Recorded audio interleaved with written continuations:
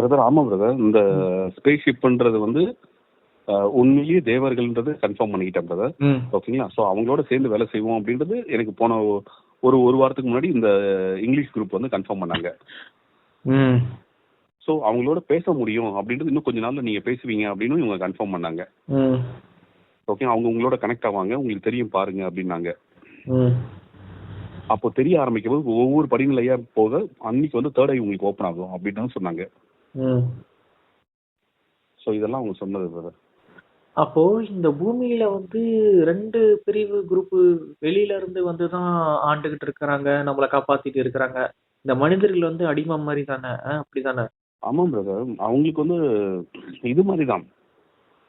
இல்லை பிரதர், நீங்க உணர்ந்திருக்கீங்களான்னு தெரியல, நான் வந்து வேற கிரகத்துல இருந்து இங்க வந்திருக்கேன்னு தெரியும் பிரதர். அது என்ன கிரகம் பிரதர்? எனக்கு கிரகம் தெரியல பிரதர். அது வந்து ஒரு நாள் வந்து அந்த அந்த அந்த அவேக்கனிங்கோ இல்லை நமக்கு ஒரு புரிதல், அந்த பழைய மெமரிஸ்லாம் வரும் பிரதர். அன்னைக்கு வந்து நமக்கு புரிய வரும். ஏன் அப்படின்னா இந்த மாதிரி ஒரு பெரிய படையை அங்கிருந்து வந்திருக்காங்க. அது வந்து மக்களோட மக்களா இங்க செட்டில் ஆயிட்டாங்க பிரதர்.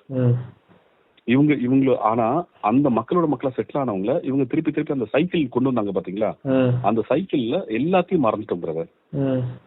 அந்த பழைய ஞாபகம் எல்லாத்தையும் மறந்துட்டோம். இதுதான் வந்து திருப்பி வந்து நமக்கு ஓப்பன் ஆகும் அப்படின்றாங்க. பார்ப்போம் பிரதர். கரெக்டா உங்க கர்மா வந்து பேலன்ஸ் ஆகும்போது, பாவம் புண்ணியமும் சரிசமமா வரும்போது அந்த ஓப்பன் ஆகும் ப்ரோ. ஆமா பிரதர், அது டவுட் இல்லை. நீங்க சொன்னதுக்கு அப்புறம் எனக்கு 100% அது துளி கூட சந்தேகம் இல்லை அப்படின்றது புரிஞ்சுக்கிட்டேன். சாரி, இந்த வேட்டு கிரக வாசிகள்லாம் ஏன் இதை நான் இது வரையும் உங்ககிட்ட சொல்லலை அப்படின்னா, இது வந்து ரொம்ப சயின்ஸ் ஃபிக்ஷன் ரிலேட்டட் மாதிரி. ஆனா ஏன் ஆழ் மனசுல பயங்கர ஸ்ட்ராங்கா பதிஞ்சிருக்கு. அது ஏன்னு எனக்கு தெரியாது. ஓகேங்களா? ஆனா இப்ப நீங்க வந்து உங்ககிட்ட சொல்லணும்னு தோணுச்சு சொன்னேன். என்ன எல்லா கனெக்டிங் டாட்ஸ் மாதிரி இருக்கே அப்படின்னு தோணுது. கனெக்ட் ஆகுது பிரதர். இப்ப இந்த ஏலியன்ஸ் வந்து தேவர்களா இல்ல தேவர்களுக்கும் மனிதர்களுக்கும் இடையில உள்ள பாலமா இருக்கக்கூடிய தேவதூதர்களா அப்படிங்கறத இப்ப நம்ம ரிசர்ச் பண்ணணும் ப்ரோ. ஏன்னா இல்ல பிரதர், ஏலியன்ஸ் வந்து தேவர்கள் பிரதர். அதுல சந்தேகம் இல்லை, அவங்க 100% தேவர்கள் தான். ஆனா இங்க இருக்கிற மக்களை மேலான நிலைக்கு மாத்த போறாங்க அப்படின்னு மட்டும் தெரிஞ்சுக்கிட்டேன். ஓகேங்களா? ஸோ அந்த மேலான நிலைக்கு மாத்துறதுக்கு என்னென்னலாம் விஷயமோ அதெல்லாம் பண்ணுவாங்க அப்படின்னு தெரிஞ்சுக்கிட்டேன். எனக்கு தெரிஞ்சு நம்ம இந்த கிரகத்தை விட்டு அடுத்த கிரகத்துக்கே போவோம். அது நடக்க போகுது. இந்த தேவர்கள் அசுரர்கள்ங்கிறது இந்த ஏலியன்ஸ் ரெப்டைலியன்ஸ் இவனுங்க தானோ? ஆமா பிரதர், ரெப்டிலியன்ஸ் வந்து அசுரர்கள் பிரதர், சந்தேகமே வேண்டாம். ஓகே, ஆனா நீங்க இன்னொன்னு நோட் பண்ணீங்கன்னா தெரியும், ரெப்டிலியன்ஸ் வந்து நம்ம அர்த்தல மட்டும் இல்ல பிரதர், அவங்களும் வேற வேற பிளானட்ஸ்ல இருக்கானுங்க. அச்சோ, ஒரு தாங்காதே இந்த ஒண்ணுல இவனுங்க பண்ண அந்த அநியாயக்கிரமமே தலைவரிச்சாடுது. ஆமா பிரதர், ஆமா. இப்ப அதுதான் இங்க பெரிய ஆன்சரே என்னன்னு பாத்தீங்கன்னா, அவனுங்க இந்த பூமியில மட்டும்தான் இருக்கானுங்க அப்படின்னு நான் நினைச்சிட்டு இருந்தேன். இல்ல பிரதர், சனின்னு சொல்லுவோம் இல்லையா பிளானட், அது என்ன சொல்லுவோம், அந்த கோலை என்ன சொல்லுவோம், சாட்டர்ன் சொல்லுவோம். அங்க ஃபுல்லா அவனுங்க தான் பிரதர் இருக்கானுங்க. ப்ரோ அங்க எப்படி ப்ரோ இருப்பானுங்க? 100% தெரியல பிரதர். ஏன்னா இந்த புக் ஆஃப் விஸ்டம்ல இருக்காது. சாட்டனா? சாட்டர்ன், அதுதான் சாத்தான் சொல்றானுங்க அவனுங்க. ஓ, இப்பதான் ஏதோ கரெக்ட் ஆகுற மாதிரி இருக்கு. ஆமா ஆமா ஆமா. அததான் இந்த ஏழரை சனி அப்படின்னு. ஆம் பிரதர், ஆமா பிரதர்.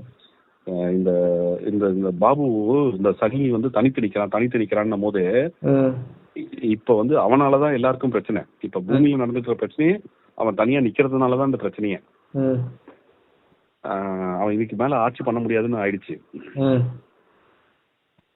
திருட்டு பையன் எல்லாம் கோட் லாங்குவேஜ்ல பேசுறாங்க பிரதர். மக்களுக்கு புரியக்கூடாது அப்படிங்கிறதுக்கு தான். புரியக்கூடாது, கரெக்ட் கரெக்ட். ஓகே லிசன், இந்த புக்கு வந்து பார்த்திங்கன்னா இது என்னோடய ஃபேவரட் புக்குன்னு சொல்லலாம்.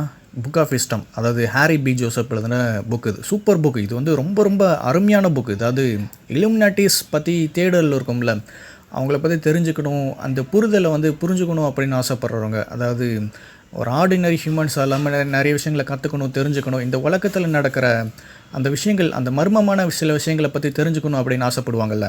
இந்த உலகத்தில் என்ன நடக்குது அப்படிங்கிறத தெரிஞ்சுக்கிற அந்த புரிஞ்சுக்கக்கூடிய அந்த புரிதல் உள்ளவங்களுக்கு இந்த புக் வந்து ரொம்ப ரொம்ப யூஸ்ஃபுல்லாக இருக்கும். இது என்னோட ரொம்ப ஃபேவரட் புக்குன்னு சொல்லலாம். கண்டிப்பாக இந்த புக்கு வந்து அவ்வளோ ஒர்த்து. சரியா? இந்த புக்கை வந்து நீங்கள் வாங்கணும் அப்படின்னா இதோட பேப்பர் பேக் வெர்ஷன் பார்த்தீங்கன்னா 8500 பக்கமாக இந்திய மதிப்பில் வருது. இதோட பிடிஎஃப் வெர்ஷனே பார்த்தீங்கன்னா ஏறத்தாழ எப்படியும் ஒரு 1000 பக்கமாக வந்துடுது.